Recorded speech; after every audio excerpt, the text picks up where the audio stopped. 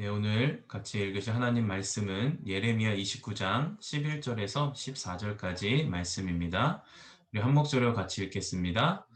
여호와의 말씀이니라. 너희를 향한 나의 생각을 내가 아나니 평안이요 재앙이 아니니라. 너희에게 미래와 희망을 주는 것이니라. 너희가 내게 부르짖으며 내게 와서 기도하면 내가 너희들의 기도를 들을 것이요 너희가 온 마음으로 나를 구하면 나를 찾을 것이요 나를 만나리라. 이것은 여호와의 말씀이니라. 나는 너희들을 만날 것이며 너희를 포로된 중에서 다시 돌아오게 하되 내가 쫓아보내었던 나라들과 모든 곳에서 모아 사로잡혀 떠났던 그곳으로 돌아오게 하리라. 이것은 여호와의 말씀이니라. 아멘.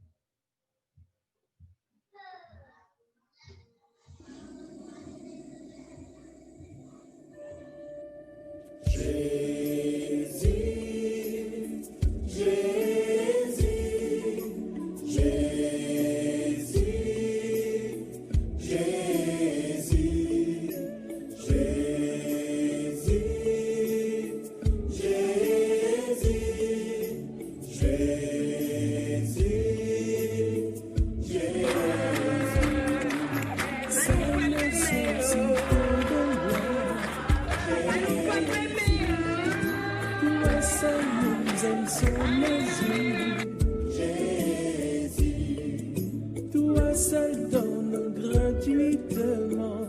Jésus, toi seul digne d'adoration.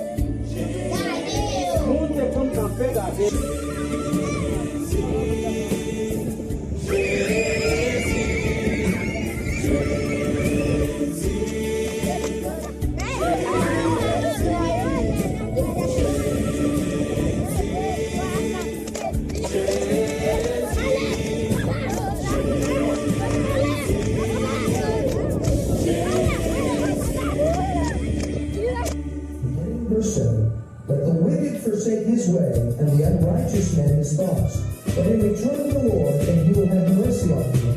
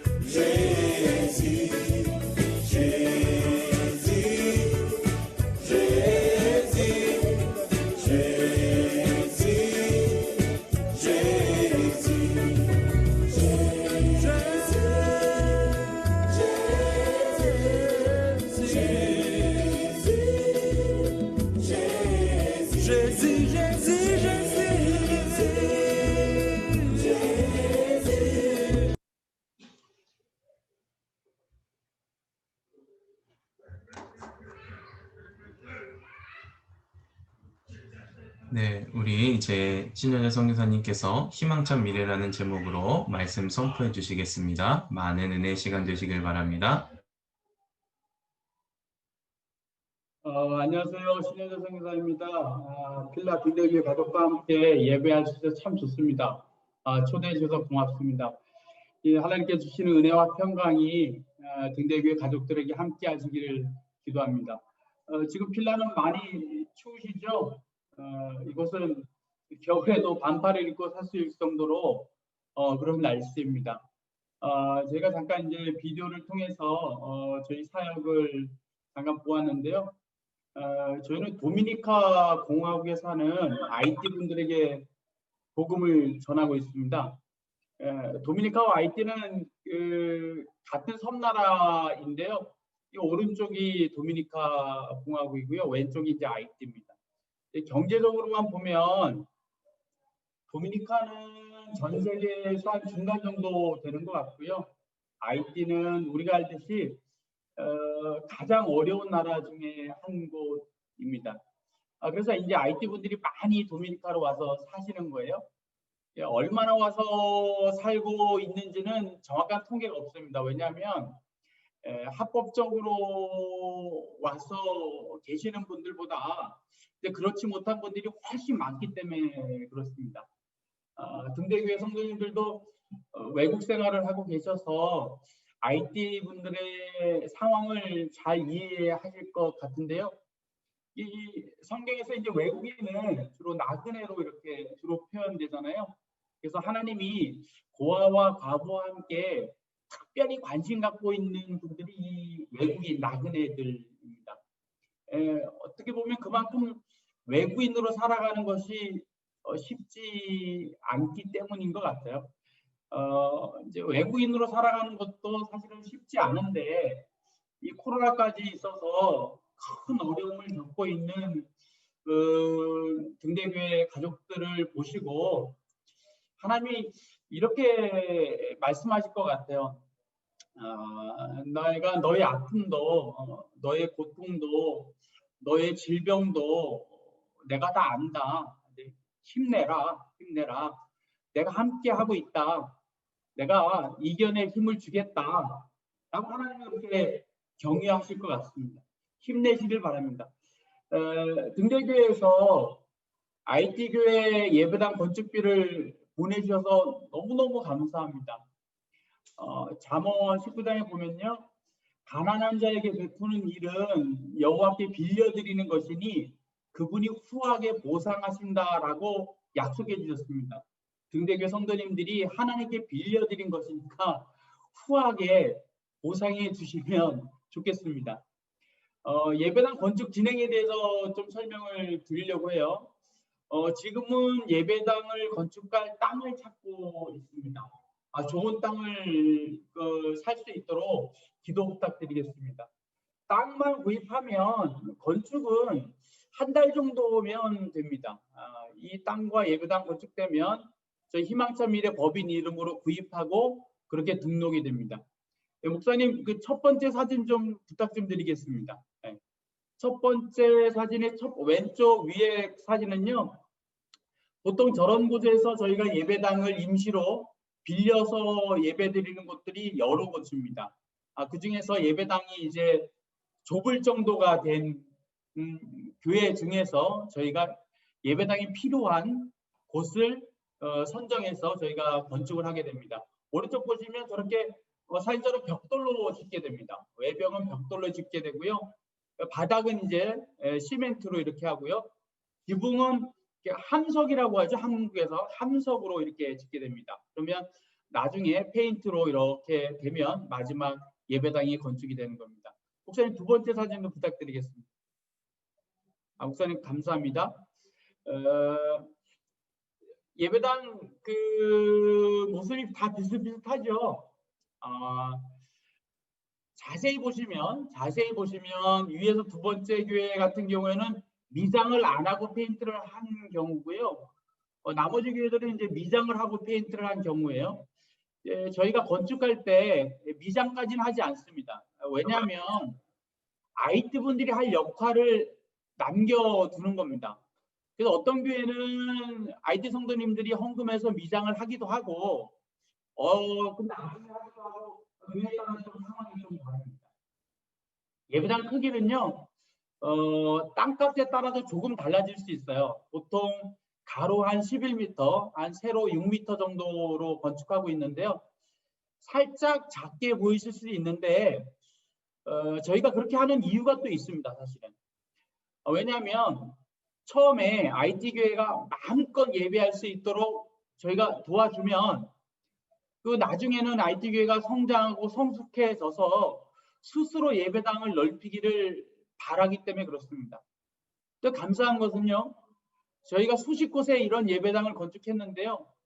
IT 교회의 성도님들 스스로 예배당을 넓히고 또 새로 건축하고 지금도 넓히고 있는 교회들이 참 많습니다. 앞으로 건축될 IT 등대교회도 그렇게 되었으면 참 좋겠습니다. 예산이 되면요, 보통 예배당 옆에 자그마하게 목사님 가족이 살 집이라고 하기는 좀 뭐하고요, 방 하나 정도를 이렇게 같이 하게 됩니다.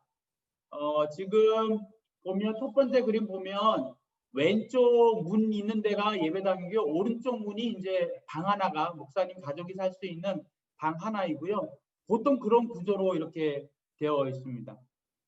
이 예배당 건축이 끝나면요, 이 글씨를 씁니다. 이렇게 위에 다들 이렇게 글씨를 쓰게 되고요. 글씨 쓸 때 교회 이름을 쓰고 그 바로 밑에 자그마하게 등대교회에서 후원했다라는 표시를 하게 됩니다. 왜냐하면요, 예배당 오가면서 후원해준 교회를 위해서 기도하기 위한 목적도 있고요. 또 이 IT 등대교회가 또 다른 교회를 돕자라는 도전이기도 합니다. 목사님 감사합니다. 네, 고맙습니다. 저희가 예배당 건축과 관련된 간증이 참 많습니다. 몇 년 전에 내시빌에서 중고등부 친구들이 단기 선교로 왔었어요. 근데 곳곳을 다니면서 전도하고 막 이렇게 하다가 교회 개척에 대한 이야기가 나왔습니다. 근데 어떤 형제가 저에게 이러는 거예요. 선교사님, 중고등부도 교회 개척할 수 있어요? 그래서 당연히 할 수 있지라고 제가 그렇게 얘기했습니다. 근데 그 저녁에 그 친구들끼리 회의를 한 거예요. 그 다음날 저에게 이러는 거예요. 저희도 교회를 개척하고 싶습니다. 그래서 그 단기 선교 온 일주일 기간 안에 교회 없는 마을을 막 같이 찾았습니다. 그리고 급하게 예배드릴 공간을 찾고 첫 예배를 그 친구들하고 같이 드리고 그들이 돌아갔습니다. 근데 얼마 뒤에 이제 담임 목사님한테 연락이 왔어요. 아마 이제 중고등부 지체들이 선교지에 가서 교회를 개척하고 왔던 것이 아마 기특하셨던 것 같아요.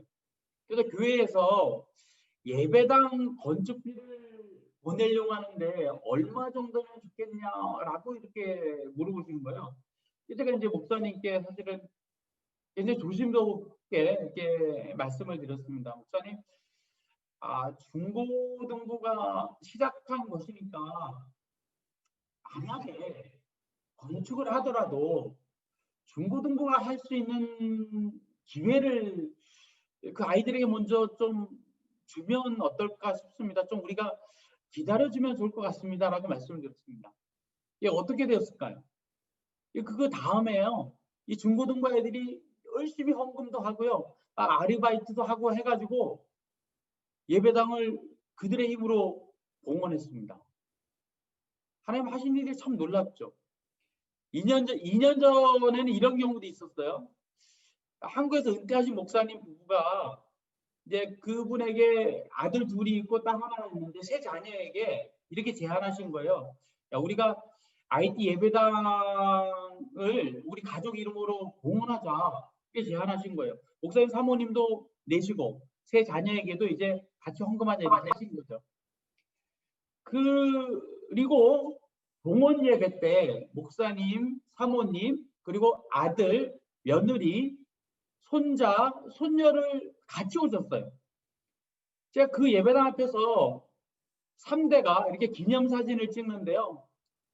그 모습이 참 아름다웠습니다. 목사님 사모님이 이 믿음의 유산을 행동으로 남겨주시는구나 싶었습니다. 저희가 등대교회 성도님들이 보내주신 건축 성교비가 얼마나 귀한 것인지 조금은 압니다. 하나님은 이미 받으실 줄 믿습니다. 저희가 건축할 때요, IT 성도님들에게 자주 하는 이야기가 있습니다. 후원하시는 분들이 여유가 있어서 하는 것이 아닙니다. 하나님을 사랑하고 하나님 나라가 확장되기를 소원해서 귀하고 귀한 헌금을 아끼고 아껴서 하신 겁니다. 라고 제가 늘 이야기를 합니다. 저희는 이제 도미니카 공화국과 이제 미국에도요, 이제 MPO라고 그러죠. 비영리 법인으로 등록이 되어 있습니다. 그 법인 이름이 이제 희망찬 미래인 거예요. 비디오에서 보셨듯이 저희가 하는 사역이 크게 이제 세 가지입니다. 첫째는요, 교회 없는 마을을 찾아요. 그래서 그곳에 가서 복음을 전하고 교회를 개척하고 있습니다. 복음이 생명임을 믿습니다. 사실 선교지에서 필요한 것은 참 많지만 우리가 줄 수 있는 가장 위대한 것은 복음, 예수 그리스도임을 우리는 믿습니다. 등대교회 주변에서 등대교회 가족 주변에 계신 분들에게도 아마 필요한 것이 많이 있겠죠. 그러나 그분들에게도 반드시 필요한 것은 복음, 예수 그리스도라고 저는 믿습니다. 왜냐하면 복음은 영원한 생명을 주기 때문입니다. 이 교회가요, 예수님이 하셨던 일, 예수님이 다시 오실 때까지 계속해야 하는 사명 공동체, 생명 공동체가 이 교회잖아요. 그래서 교회가 예수님이 다시 오실 때까지 계속 지속되려면 교회를 낳아야 됩니다. 생각나실 때마다 IT교회를 낳을 수 있도록 기도해 주십시오. IT교회가 다른 교회도 낳을 수 있도록 기도해 주십시오. 저는 등대교회도 교회 낳는 교회가 되면 정말 좋겠습니다. 두 번째는 저희가 가르치고 있어요. 비디오에서 보셨던 아이들이 참 맑지요. 이 도미니카 공화국에 사는 IT 어린이들 중에서요, 공교육을 받지 못하는 어린이들이 참 많습니다. 아까 잠깐 말씀드렸듯이 신분이 없는 아이들이 많기도 하고요. 여러 가지 이유입니다. 그래서 교회에서 아이들을 가르칩니다. 월요일부터 금요일까지 저희가 수업을 하는데요. 저희가 이제 공부방이라고 보통 부르는데 도미니카 정부의 교육부의 인가를 받지 않아서 공부방이라는 표현을 쓰지만 사실은 학교랑 똑같은 역할을 하고 있습니다. 시설은 열악하죠. 공교육에 비해서. 그런데 저희들이 장점이 있습니다. 매일 성경을 아이들이 읽어줍니다. 그리고 아이들이 읽고 쓰고 계산할 수 있도록 가르칩니다. 선생님들이 아이들을 위해서 기도합니다. 지금 이제 코로나 상황이어서 여기도 제대로 된 교육이 이루어지지 못하고 있습니다. 보통 20여 곳 교회에서 한 700여 명 정도의 아이들이 그렇게 공부하고 있습니다. 저희가요, 교회 없는 마을에 교회를 개척하고 아이들을 가르치는 사역을 하게 된 계기가 있습니다. 저희 희망찬 미래가 시작한 거랑 등대교회가 개척한 거랑 연도가 몇 개월 차이 안 나더라고요. 근데 그 즈음에 한 10년 전쯤에 제가 차를 타고 이리 지나가다가 언덕 위에서 파란 천막을 치고 저 무엇인가라는 사람들을 보았습니다. 이 무엇하는 사람들일까 이제 궁금했지만 그냥 지나갔어요. 다음에 그 길을 이렇게 또 다시 지나가는데 똑같은 모습을 봤습니다. 그래서 궁금해서 그때는 차를 세워두고 언덕 위를 올라가 봤습니다. 그때가 한 오전 11시 정도였는데요. 한 40명 여 명 정도 되는 IT 분들이 예배를 드리고 있는 거예요. 그 낮 시간에. 그래서 제가 그분들에게 여쭤봤습니다. 아니 이렇게 뜨거운데 왜 이 언덕에서 예배를 드리고 있습니까? 그분들이 이렇게 얘기하시는 겁니다. 우리가 예배 드릴 공간이 없습니다. 근데 그때 또 한 10명 정도 남짓한 아이들이 제 눈에 보였어요. 오전 11시 정도면 아이들이 학교에 가야 있어야 될 시간인데 거기에 있는 거예요. 그래서 제가 또 여쭤봤죠. 왜 이 아이들은 왜 지금 학교 안 가고 왜 여기에 있습니까? 그분들이 그러시는 거예요. 우리 아이들이 갈 학교가 없습니다. 그래서 그날 저녁에 그날 언덕에서 이렇게 내려오면서 제가 기도했습니다. 하나님 아버지, 최소 예배할 공간은 있으면 좋겠습니다. 아이들이 공부는 하면 좋겠습니다. 저희 사역이 그렇게 해서 이제 시작이 된 겁니다. 세 번째, 저희는 양육하고 있어요. 건강한 교회는 건강한 목사님이 계셔야 하잖아요. 좋은 교육을 하려면 좋은 선생님들이 계셔야 하고요. 그래서 신학교, 교회, IT 교회 지도자 세미나, 제자 훈련, 선생님 재교육, 청소년 수련회 이런 것들을 통해서 리더들을 양육하고 있습니다. 사실 저희 같은 선교사의 중요한 역할 중에 하나가 IT 교회 리더들이 성장하고 성숙해서 스스로 사역을 할 수 있도록 양육하는 것이라고 저는 그렇게 생각합니다. 그래야 선교사는 떠나도 사역은 계속될 수 있기 때문에 그렇습니다. 하나님이 우리 희망찬 미래에게 주신 소원이 있습니다. 하나님 빌립보서 2장 13절 이렇게 얘기하시잖아요. 하나님께서는 자기의 기쁘신 뜻을 위해서 너희로 소원을 두고 행하게 하신다. 하나님에게도 소원이 있습니다. 하나님의 소원은 뭐냐면 하나님께서는 모든 사람이 구원을 얻고 또 진리를 알기를 원하십니다. 이것이 하나님의 소원입니다. 그래서 하나님은 하나님을 믿는 우리들에게 그 소원을 주셔서 하나님의 소원을 이루어 가시는 거죠. 그러니까 각자 우리에게 소원이 있는 겁니다. 하나님 우리에게 주신 소원이요. IT 교회가 선교하는 교회가 되는 겁니다. IT 복음이 전해진 지가 200년이 넘었어요. 근데 아직도 선교사를 파송했다는 소리가 잘 들리지 않습니다. 특별히 하나님은 저희에게 서부 아프리카 선교에 대한 소원을 주셨습니다. 이 서부 아프리카는요, IT 분들이 오래전에 노예로 끌려온 지역입니다. 그래서 피부색도 같고요, 문화도 비슷합니다. IT란 나라만 보면요, 대부분이 흑인들이세요.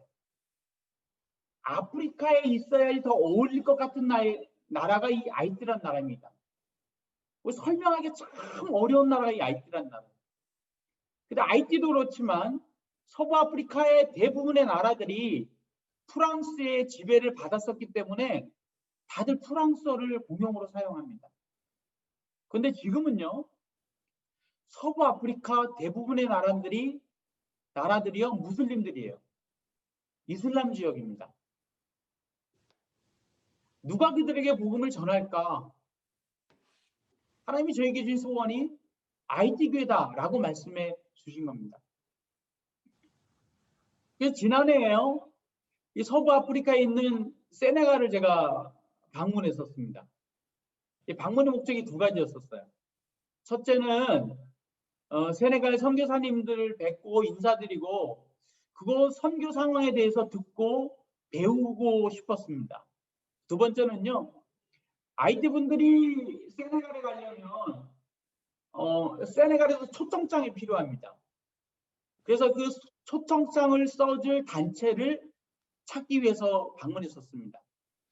세네갈은 약 94%가 무슬림이라고 해요. 그 생활이 곧 종교이고 종교가 곧 생활처럼 된 거예요. 그러니까 종교를 떠나서는 살기 힘든 구조입니다. 각 마을에는요, 마라브라는 이슬람 지도자가 있고 종교 지도자가 있고 이맘이라고 불리는 코란 선생님이 있습니다. 그분들의 영향력은 거의 막대합니다. 얼뜻 보기에는요, 강성 무슬림이 아닌 듯 하기도 하고, 이 세네갈은 독특하게 선교사 비자도 내줍니다. 그래서 굉장히 관대한 것처럼 보이는데 제가 만난 세네갈 선교사님들 대부분이 하시는 말씀이 세네갈 선교는 힘들다였습니다. 그도 그럴 것이 어떤 선교사님은 수년 동안 한 명의 회심자도 얻지 못하고 계신 분도 계셨습니다. 얼마나 힘드셨을까라는 생각이 듭니다. 마치 모래 사막 위에 씨를 뿌리고 계신 선교사님들의 모습이 참 존경스러웠습니다. 이런 열악한 상황에서도 저는 작은 희망을 보고 왔습니다. 다른 이제 수산업을 하시는 한인 집사님 사업장을 이렇게 방문하는 길이었습니다.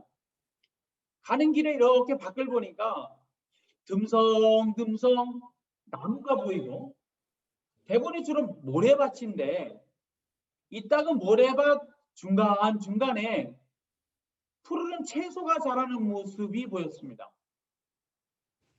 모래밭에서 채소가 자라는 거예요. 그것이 가능한 이유는 이 모래밭을 파면요, 그 안에 물이 있는 겁니다. 그래서 우물을 팔 수만 있다면 이 모래밭에서도 농사가 가능하구나 라는 걸 알게 됐습니다. 모래밭 속에 물이 있다는 믿음을 가지고 우물을 파는 수고를 하고 씨를 심고 가꾸면 열매를 맺을 수 있다라는 희망을 본 겁니다. 저희는요, 그래서 하나님이 IT 분들을 축복의 통로로 사용하셔서 서부 아프리카 선교를 할 수 있는 힘과 능력을 주실 것을 믿고 지금도 준비하고 있습니다. 사실은 만만치 않은 장벽들이 있습니다. 산을 넘고 또 넘어도 또 삶이 나오는 것 같은 그런 느낌이 들 때도 있습니다. 그럼에도 우리는 될 때까지 도전하려고 합니다. 복음의 씨를 뿌리지 않으면 싹이 날 수 없고 열매를 맺을 수 없기 때문입니다. 우리 법인에 구호가 있어요. 구호가 있는데 지난 10년 동안은 보엠이었습니다. 보엠이 IT 크레올어로 나를 보내소서입니다. 지금은 이제 구호가 바뀌었습니다. 작년부터 바뀌었는데요. 이제 지금의 구호는 알레입니다. 알레. 알레가 고입니다. 고. 가라. 가라. 예수님이 우리에게 주신 마지막 명령이잖아요. 가라. 가라입니다. 이 알레의 뜻 아래는요. 크레올로 서부 아프리카의 복음을, 서부 아프리카의 교회를, 서부 아프리카의 교육을, 서부 아프리카의 학교를 이란 의미가 다 포함되어 있어서 참 좋습니다. 우리 등대교회 가족들이 IT 교회가 선교하는 IT 교회 되도록 기도해 주시기를 부탁을 드립니다. 지금까지 IT 교회가 선교를 못한 이유가 여러 가지 있지만 그 중에 하나가요, 가난하기 때문에 못한다고 생각한 겁니다. 선교는 부자 나라가 부자 교회가 하는 것이라고 사실 착각한 거죠. 사실 선교는 우리가 알듯이 조건이 없습니다. 모든 그리스도인들은 전도해야 되고 선교해야 되죠. 모든 교회는 전도해야 되고 선교해야 되는 거잖아요. 예수님도 부자가 아니셨습니다. 예수님의 제자들도 아주 평범한 사람들이었습니다. 오늘 본문 예레미야 29장 11절인데요. 이렇게 말씀하잖아요. 나 여호와가 말하노라. 너희를 향한 나의 생각은 내가 안 하니 재앙이 아니라 곧 평안이요. 너희 장래에 소망을 주려 하는 생각이라. 이제 쉬운 성경으로 이렇게 돼 있어요. 너희를 위해 세운 나의 계획을 내가 알고 있으니 내가 너희에게 재앙이 아닌 희망이 넘치는 미래를 주려 한다. 이 예레미야 29장의 상황은 이렇습니다. 이스라엘 백성들에게 상상조차 해본 일이 없는 일이 벌어진 후였습니다. 이 바빌론의 느부갓네살 왕에게 공격받아서 예루살렘은 멸망하고요. 백성들 중 일부는 포로로 끌려간 상황이었습니다. 절망적인 상황입니다. 언제 돌아올 수 있을지 아무도 알 수 없는 그런 상황입니다. 이런 상황에서 하나님은 예레미야를 통해서 그들에게 말씀하십니다. 내가 너희를 향한 계획은 절망이 아니다. 희망찬 미래다. 하나님이 우리를 향한 계획은 절망이 아닙니다. 희망이 가득한 미래입니다. 하나님이 등대교회를 향한 계획은 절망이 아닙니다. 희망이 가득한 미래입니다. 하나님이 여러분과 여러분 가정과 여러분 자녀를 향한 계획이 절망이 아닙니다. 희망이 가득한 미래입니다. 저는 이 사실을 믿습니다. 아이들분들이요, 이 지구촌에서 경제적으로는 가장 가난한 나라 중에 한 곳이고 지금도 정치가 불안합니다. 그래서 어느 곳을 봐도 희망이 없어 보이는 절망적인 상황이지만 하나님이 아이들분들을 향한 계획은 희망찬 미래임을 저는 믿습니다. 그래서 저희 법인 이름을 희망찬 미래라고 정한 겁니다. 이 절망적인 상황, 믿기 어려운 일들이 일어날 때 우리가 기억해야 할 것이 있습니다. 12절, 너희는 내게 부르짖으며 와서 내게 기도하면 내가 너희를 들을 것이요. 이 말씀에 너희가 내 이름을 부르고 내게 와서 기도하면 내가 너희의 기도를 들어주겠다. 하나님의 약속입니다. 그래도 우리가 기도해야 하는 줄은 다 알잖아요.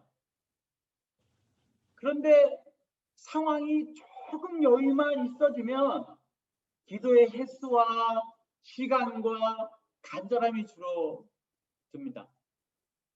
그러나 상황이 절망적이면 기도의 자리로 나아가게 되잖아요. 기도의 시간이 늘어나고 간절함도 더해집니다. 전에는 그냥 주여 하고 기도했던 것이 쭉 하고 이런 간절함이 이게 바뀌게 되잖아요. IT교회 성도님들의 기도가 간절합니다. 야, 어떻게 저렇게 간절하나 싶을 정도로 간절합니다. 한국교회 부흥의 시기에 볼 수 있었던 교회 모습이 지금 IT교회에 있습니다. 이 절망적인 상황에서 기도하면 하나님이 우리의 기도를 들어주심을 믿습니다. 이 절망적인 상황에서 우리가 할 일은 하나님의 이름을 부르고 기도하는 것입니다.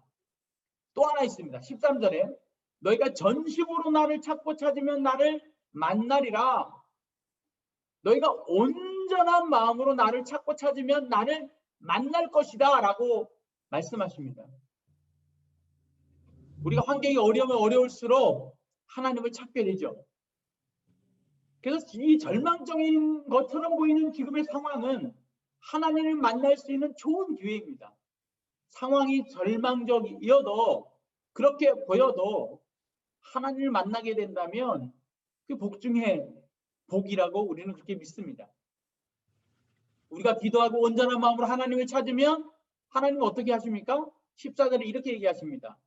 나 여호와가 말하노라 내가 너희에게 만나지겠고 너희를 포로된 중에서 다시 돌아오게 하되 내가 쫓아보내었던 열방과 모든 곳에서 모아 사로잡혀 떠나게 하던 본 곳으로 돌아오게 하리라. 여호와의 말이니라. 이렇게 얘기하시는 거죠. 내가 너희를 만나주겠다. 나 여호와의 말이다. 그리고 내가 너희를 포로 상태에서 풀어주겠다. 너희를 쫓아보낸 세상의 모든 나라에서 너희를 모아 다시 이곳으로 데려오겠다. 나 여호와의 말이니라. 절망적인 환경도 언젠가는 바뀔 것입니다. 바빌론으로 포로로 끌려갔던 이스라엘 백성들도요. 하나님의 약속대로 70년 후에 돌아오게 되잖아요. 그들이 꿈꾸는 것 같다 돌아와라고 표현할 정도로 갑작스럽게 찾아온 희망이었습니다. 지금 전 세계가 혼란스럽습니다. 우리의 상식이 무너지고 있습니다. 사실은 앞으로 어떤 일이 생길지 예상하는 것조차 어렵습니다. 그러나 변치 않는 것이 있습니다. 하나님이 우리를 향한 계획은 절망이 아니라 희망이 가득한 미래란 사실입니다. 여전히 하나님은 우리와 함께 하시고 우리의 기도를 듣기 원하시고 우리를 만나길 기다리고 계십니다. 몇 달 전에요. 제가 한국에서 편지를 이메일을 받았습니다. 제가 존경하던 목사님께서 하나님의 부르심을 받았다고 그 목사님 아들이 연락을 한 겁니다. 이 목사님은 한 교회에서 한 50여 명 정도 되는 성도님들과 평생을 함께 하신 분이십니다. 그 성도님들 대부분은 어르신들이거나 장애인분들이셨습니다. 제가 이제 사모님께 전화를 드렸죠. 목사님이 암이 발견되어서 갑자기 입원하게 되셨는데 찾아오는 사람들에게 계속 하시는 말씀이 예수님 잘 믿으세요. 예수님 잘 믿으세요. 라고 하시고, 근데 혼자 계실 때는 주님, 저는 죄인입니다. 저를 불쌍히 여겨주세요.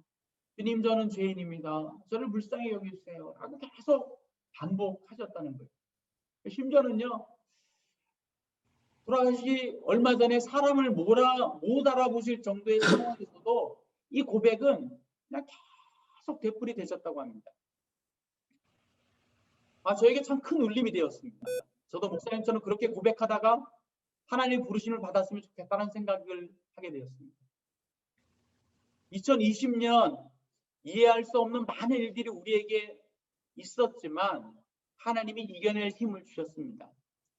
곧 2021년입니다. 상황과 상관없이 모든 등대교회 가족들이 우리를 향한 하나님의 계획이 희망이 가득한 미래임을 믿고 힘껏 하나님의 이름을 부르며 기도하고 온전한 마음으로 하나님을 찾아 하나님을 만나고 하나님과 함께하는 복된 한 해 되시기를 기도하며 소망합니다.